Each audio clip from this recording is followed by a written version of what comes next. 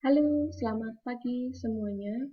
Kita jumpa lagi dalam YouTube masih bersama saya. Kita kali ini akan membahas tentang perhitungan pajak bumi dan bangunan dan pajak pertambahan nilai. Fokus dari video saya adalah untuk cara perhitungannya, meskipun nanti ada sekilas tentang teori.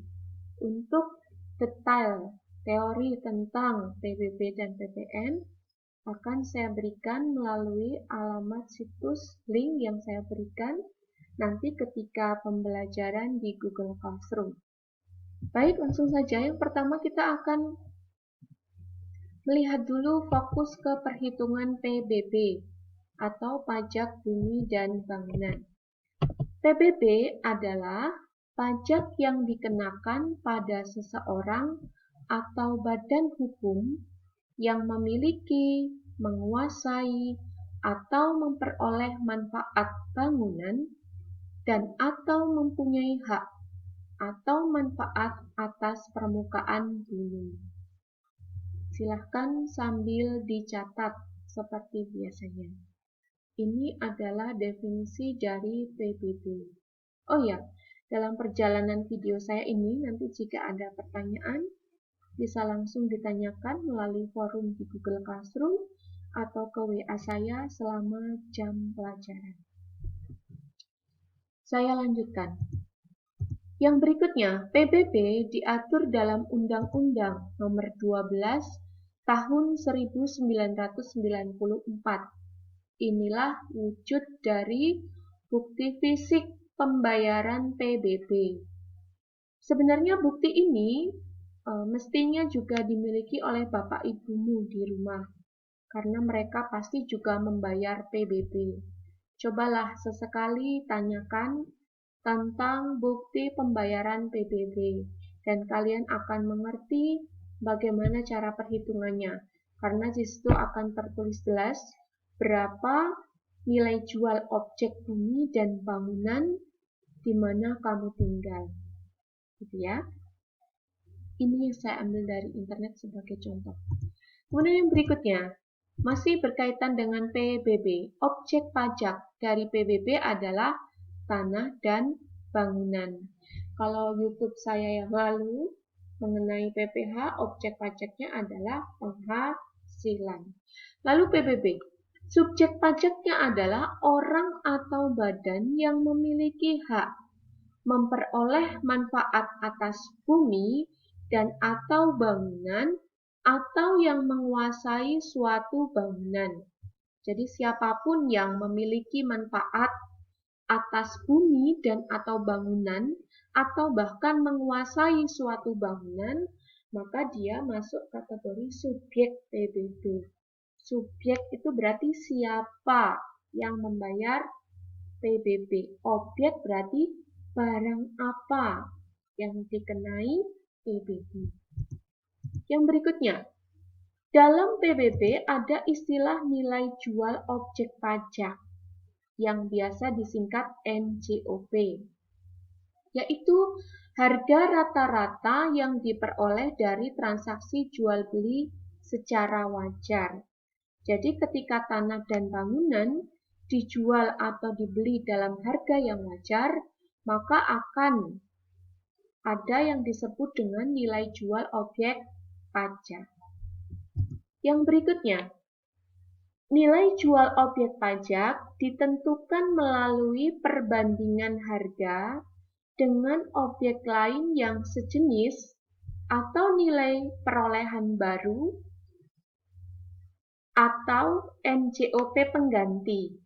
Jadi, setelah ada transaksi jual beli yang tadi dilakukan secara wajar, maka akan diketahui NJOP-nya dari hasil perbandingan objek pajak lain yang sejenis. Oke.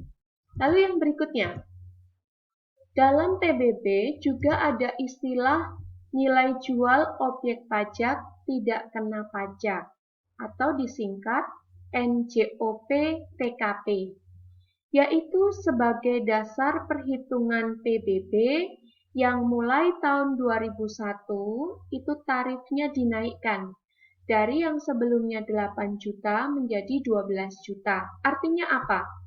Ketika seseorang memiliki tanah dan bangunan dengan nilai jual tertentu, maka dari nilai jual tersebut 12 jutanya, ya maksimal 12 juta, itu akan dibebaskan dari pajak. Namun apabila nilai jual objek pajak berupa tanah dan bangunan tidak melebihi 12 juta alias kurang dari 12 juta, maka objek tersebut tidak dikenai PBB. Contoh sederhana, Bapak Ibu punya tanah dan bangunan, ternyata nilai jualnya hanya 10 juta, berarti kan di bawah 12 juta. Maka tanah dan bangunan tersebut tidak akan dikenai PBB. Jika lebih dari 12 juta baru dikenai PBB. Paham ya? Lalu yang berikutnya, keterangan ya. Jika seseorang wajib pajak memiliki beberapa objek pajak, artinya lebih dari satu tanah dan bangunannya, maka yang dibebankan atau yang diberikan NJOP-TKP hanya satu objek pajak dengan nilai terbesar. Maksudnya begini, misalnya Bapak Ibu di rumah punya dua lokasi rumah, di tempat A dan di tempat B. Ternyata di tempat A nilai jualnya lebih tinggi dari tempat B. Taruhlah saya buat ilustrasi di tempat A 100 juta, di tempat B 80 juta. Maka dari dua objek pajak tersebut hanya satu yang dikurangi NJOP-TKP, hanya satu yang dikurangi 12 juta, yaitu nilai jual objek pajak yang terbesar. Dalam hal ini yang 100 juta yang dikurangi 12 juta, sedangkan yang di objek B tidak. Ya, nanti akan kita perjelas dalam contoh. Kemudian yang berikutnya, tarif PBB. Besar kecilnya tarif PBB itu dipengaruhi oleh beberapa faktor. Yang pertama adalah luas tanah dan bangunan. Semakin luas tanah dan semakin luas bangunan, maka nilai jualnya semakin mahal, semakin besar pajaknya. Yang kedua adalah besarnya nilai jual objek pajak, yaitu luas objek pajak dikalikan harga per meter. Harga per meter juga akan menentukan banyak sedikitnya PBB yang akan dibayar. Semakin mahal harga per meter persegi, maka nanti nilai jualnya semakin besar, pajaknya juga semakin besar. Demikian juga dengan NJKP. Namun tarifnya tetap, berapapun besarnya NJOP, tarifnya adalah 0,5%. Ini akan kita perjelas dalam contoh nanti. Yang berikutnya adalah rumus. Nah, ya ini. Sebenarnya ini rumus ini teori, tapi nanti dalam praktek mudah kok ngitungnya ya. Jadi berdasarkan pasal 6 ayat 3 Undang-Undang PBB, Pajak Bumi dan Bangunan, NJKP ditentukan paling rendah minimal 20%, paling tinggi 100%. Kemudian untuk tarif PBB-nya sendiri 0,5%. Yang saya berikan ini adalah informasi umum, ya. Oke, baik. Yang berikutnya contoh soal. Nah, coba kita lihat. Budi memiliki sebidang tanah seluas 200 meter persegi. Di atasnya ada bangunan luasnya 90 meter persegi. Taksiran harga jual tanah per meter persegi 50.000. Sedangkan taksiran jual bangunan per meter persegi 100.000. Nah, jika NJOP-TKP 12 juta, berapa besarnya PBB yang dibayar Pak Budi? Coba, mari kita lihat perhitungannya. Kita hitung dulu, yang pertama adalah tanah. Tadi dikatakan luasnya 200 meter persegi.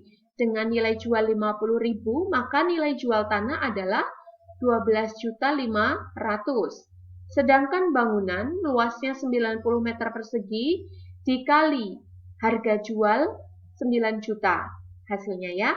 Lalu kita jumlahkan menjadi nilai jual objek pajak. Nah, ini akan dikurangi 12 juta sebagai NJOP-TKP-nya sehingga akan ditemukan NJKP sebesar 9.500.000. Maksudnya begini, ketika Pak Budi punya tanah dan bangunan bisa dijual dengan harga 21.500.000. Karena melebihi 12 juta, maka dari 21.500.000 ada 12 juta yang tidak dikenai PBB atau pembebasan PBB. Sehingga dari 21.500.000 hanya 9.500.000 yang harus dibayar PBB-nya. Itu kalau NJOP-nya di atas 12 juta. Saya tadi mengatakan di awal. Kalau di bawah 12 juta, misalnya NJOP-nya 11 juta deh, itu nggak akan dikenai PBB. Dilanjutkan dengan perhitungannya, maka besarnya PBB yang harus dibayar Pak Budi adalah 9.500.000 dikali 20% dikali setengah persen. Hasilnya 9.500. Atau singkatnya begini, 20% dikali setengah persen itu adalah 1/1000. Maka jika 9.500.000 tinggal nolnya dibuang 3. Menjadi 9.500. Bisa dipahami ya? Contoh kedua. Ini adalah contoh di mana seorang wajib pajak PBB itu memiliki 2 objek pajak. Pak Bowo di kota A punya NJOP 20 juta. NJOP bangunannya 50 juta. Di kota B, Pak Bowo punya NJOP bumi 30 juta, bangunannya 45 juta. Bagaimana perhitungan PBB-nya? Kita lihat. Yang pertama di kota A. Tadi dikatakan buminya 20 juta, harga jualnya, bangunannya ditaksir 50 juta. Jadi totalnya 70 juta. Ingat ya, 70 juta. Kemudian di kota B, ternyata NJOP buminya 30 juta, bangunannya 45 juta. Maka NJOP-nya totalnya 75 juta. Tadi di kota A 70 juta, maka lebih besar NJOP di kota B. Karena lebih besar yang di kota B, maka yang di kota inilah yang dikurangi NJOP TKP sebesar 12 juta. Yang dikurangi hanya kota B, kota A tidak. Maka hasilnya 63 juta. Dari sini lalu kita hitung pajaknya. 70 juta di kota A, 63 juta di kota B.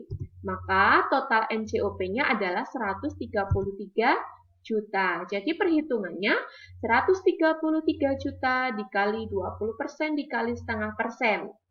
Atau dikali 1/1000. Berarti hasilnya 133.000. Bisa dipahami ya sampai di sini ya. Oke, lalu yang berikutnya adalah PPN. Nah, PPN adalah pungutan yang dibebankan atas transaksi jual beli barang dan jasa yang wajib dilakukan oleh wajib pajak pribadi atau wajib pajak badan yang telah menjadi pengusaha kena pajak. Jadi PPN ini dibebankan pada semua pengusaha kena pajak. Kalau pengusaha tersebut tidak kena pajak, maka tidak dikenai PPN. Kalian bisa lihat contohnya. Kalau warung-warung kecil biasa, itu nggak ada PPN-nya. Tapi kalau kamu belanja di, misalnya Indomaret, misalnya Alfamaret, itu pasti ada PPN-nya. Karena apa? Dua lembaga tersebut termasuk kategori pengusaha kena pajak. Maka harus memungut, membayar, dan menyetor serta melaporkan PPN. Yang berikutnya, tarif PPN 10%, nanti bisa dicatat ya. Nah, mengenai objek apa saja yang dikenai PPN, saya akan kirimkan link untuk pelajari lebih lanjut tentang hal tersebut melalui Google Classroom ya. Yang berikutnya contoh soal. Nah, langsung saja. Butari seorang pengusaha kena pajak menjual tunai barang 25 juta. Bagaimana perhitungan PPN-nya? Bisa langsung dihitung. Ini dia, 25 juta tinggal dikali 10%. Jadi besarnya PPN yang harus dibayar adalah 2.500.000. Sesederhana ini perhitungan PPN ya. Demikian yang dapat saya sampaikan berkaitan dengan perhitungan PPN dan PBB. Besar harapan saya kalian dapat menerima, memahami materi ini. Nanti jika ada pertanyaan kita lanjutkan lagi di forum di Google Classroom atau bisa langsung chat saya di WA selama jam pelajaran. Terima kasih dan sampai jumpa.